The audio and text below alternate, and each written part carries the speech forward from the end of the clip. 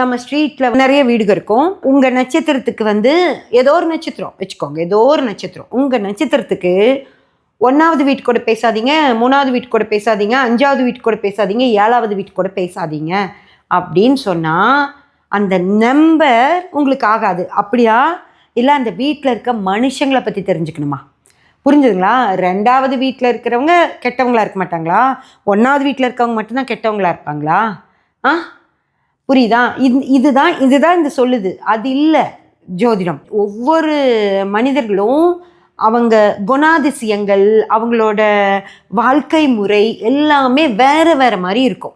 அப்போது 1வது வீட்டில் இருக்கவங்களும் செட் ஆவாங்க, 2வது வீட்டில் இருக்கவங்களும் செட் ஆவாங்க, 3ல் இருக்கவங்களும் செட் ஆவாங்க. புரிஞ்சுதுங்களா? அந்த மாதிரி நம்ம பழகினா தானே ஒருத்தங்களை பற்றி தெரியும். சும்மா அந்த வீட்டுக்காரங்க சரியில்லை அப்படின்னு சொன்னால் ஏற்றுக்க முடியாதுல்ல.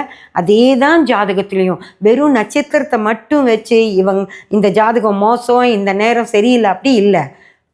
அந்த கிரகம் என்ன உங்களுக்கு செய்யும், வேறு கிரகங்களோட பாதிப்புகளால் இந்த கிரகம் உங்களுக்கு என்ன செய்யும் அப்படின்னு இருக்கும். அதை வச்சு தான் நம்ம ஜாதகத்தை முடிவு பண்ணுமோ தவிர வெறும் நட்சத்திரத்தை மட்டும் பார்த்து முடிவு செய்ய வேண்டிய அவசியம் இல்லை.